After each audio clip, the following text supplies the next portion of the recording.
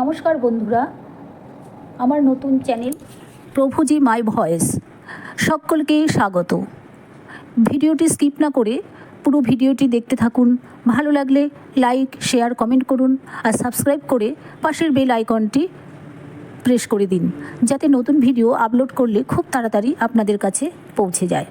আজকে আমি মহাপ্রভুর ছাত্রজীবন নিয়ে সামান্য 2-4টি কথা বলবো। তার বয়স যখন 8 বছর, তখন তাকে মায়াপুরের নিকটবর্তী গঙ্গা দাস পণ্ডিতের টোলে ভর্তি করা হয়। 2 বছরের মধ্যেই তিনি সংস্কৃত এবং ব্যাকরণ শাস্ত্রে অগাধ পাণ্ডিত্য অর্জন করেন। তারপর তিনি বাড়িতে তার পিতা কর্তৃক সংগৃহীত অত্যন্ত তাৎপর্যপূর্ণ সমস্ত শাস্ত্রগ্রন্থ নিজেই পাঠ করতেন। তিনি স্মৃতিশাস্ত্র, ন্যায়শাস্ত্র নিয়ে সমবয়সী বন্ধুদের থেকে অনেক বেশি পারদর্শিতা অর্জন করেন। এখন তার বয়স মাত্র 10 বছর, কিন্তু ইতিমধ্যেই তিনি ব্যাকরণ, ছন্দ, স্মৃতি ও ন্যায়শাস্ত্রে পণ্ডিত বলে খ্যাতি অর্জন করেছিলেন। এই সময়ে তার শ্রেষ্ঠ ভ্রাতা বিশ্বরূপ গৃহত্যাগ করে সন্ন্যাসী হয়ে যান। অল্প বয়সে বালক নিমাই তখন তার পিতামাতাকে প্রতিশ্রুতি দেন যে তিনি তাদের সেবা করে ভগবানের প্রীতি উৎপাদন করবেন। তার কিছুকাল পরে তার পিতৃদেব এই জগৎ থেকে বিদায় নেন। তার মা তখন অত্যন্ত শোকাভিভূত হয়ে পড়েন এবং শ্রীচৈতন্য মহাপ্রভু তখন তার স্বাভাবিক সৌম্য মূর্তিতে তার বিধবা মাতাকে অত্যন্ত সান্ত্বনা দেন। মহাপ্রভুর বয়স যখন 14 বা 15 বছর, তখন তার সঙ্গে নদিয়া নিবাসী বল্লভাচার্যের কন্যা লক্ষ্মীপ্রিয়া দেবীর সঙ্গে বিবাহ হয়। সেই সময় তিনি ছিলেন ন্যায়, দর্শন ও সংস্কৃত শিক্ষার পীঠস্থান, নদিয়ার সর্বশ্রেষ্ঠ পণ্ডিত। স্মার্ত পণ্ডিতদের কথা দূরে থাক, নৈয়ায়িকরাও শাস্ত্রালোচনায় তার সম্মুখীন হতে ভয় পেতেন। গৃহস্থ আশ্রমে অবস্থিত থাকায় ধন উপার্জনের জন্য তিনি পূর্ববঙ্গে গমন করেন। সেখানে তার পাণ্ডিত্য প্রতিভা প্রদর্শন করে তিনি বহু অর্থ উপার্জন করেন। সেই সময়ে তিনি মাঝে মাঝে বৈষ্ণব তত্ত্ব প্রচার করেন এবং তপন মিশ্রকে বারাণসীতে গিয়ে বাস করতে নির্দেশ দেন। পূর্ববঙ্গের অবস্থানকালে তার পত্নী লক্ষ্মীপ্রিয়া দেবী সর্পদংশনে এই জগৎ থেকে চিরবিদায় গ্রহণ করেন।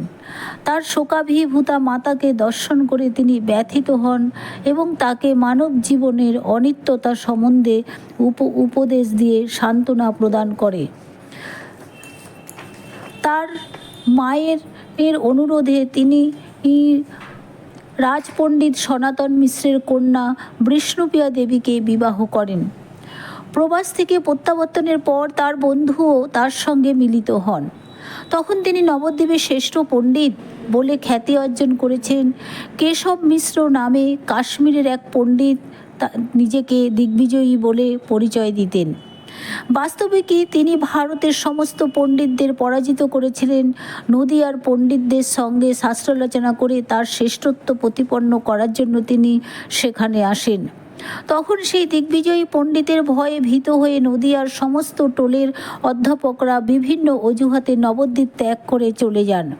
মহাপ্রভুর সঙ্গে কেশব পণ্ডিতের সাক্ষাৎ হয় মায়াপুরে, গঙ্গার তীরে বারকোনা নামক ঘাটে, এবং অল্পক্ষণের মধ্যেই মহাপ্রভু তাকে পরাস্ত করেন। এইভাবে নিমাই বালক অবস্থাতেই ভারতের সর্বশ্রেষ্ঠ পণ্ডিত রূপে স্বীকৃতি লাভ করল। তার বয়স যখন 16 বা 17, তখন তিনি তার পিতার উদ্দেশ্যে পিণ্ডদান করার জন্য কিছু ছাত্র সহ গয়ায় যান এবং শ্রী মাধবেন্দ্র পুরীর শিষ্য বৈষ্ণব সন্ন্যাসী শ্রী ঈশ্বরপুরীর কাছে দীক্ষা গ্রহণ করেন। তারপর যখন তিনি নদিয়ায় ফিরে আসেন, তখন তিনি ভগবানের মহিমা প্রচার করতে শুরু করেন এবং সেই সময়ে তার ভগবত ভক্তি এত প্রবলভাবে প্রকাশিত হয় যে শ্রী অদ্বৈত প্রভু, শ্রীবাস ঠাকুর প্রমুখ মহান বৈষ্ণবেরা পর্যন্ত তার এই অপ্রত্যাশিত পরিবর্তনে অত্যন্ত বিস্মিত হন। তখন তিনি আর নৈয়ায়িক তর্কনিষ্ঠ স্মার্ত বা পণ্ডিত নন। তখন কৃষ্ণ নাম শুনলেই তিনি ভগবত প্রেমে বিহ্বল হয়ে মূর্ছিত হন এবং ভগবদ্ভাবে আবিষ্ট হয়ে উন্মাদের মতো আচরণ করেন। প্রত্যক্ষ শ্রী মুরারিগুপ্ত বর্ণনা করেন যে তার শত শত অনুগামীর সম্মুখে, বিশেষ করে যাদের অধিকাংশই ছিল বিদ্বান পণ্ডিত, তাদের তিনি শ্রীবাস পণ্ডিতের গৃহে তার দিব্য ও অলৌকিক শক্তি প্রদর্শন করেন। আজকে এইটুকুই। আবার পরের ভিডিওর জন্য অপেক্ষায় থাকুন। নমস্কার।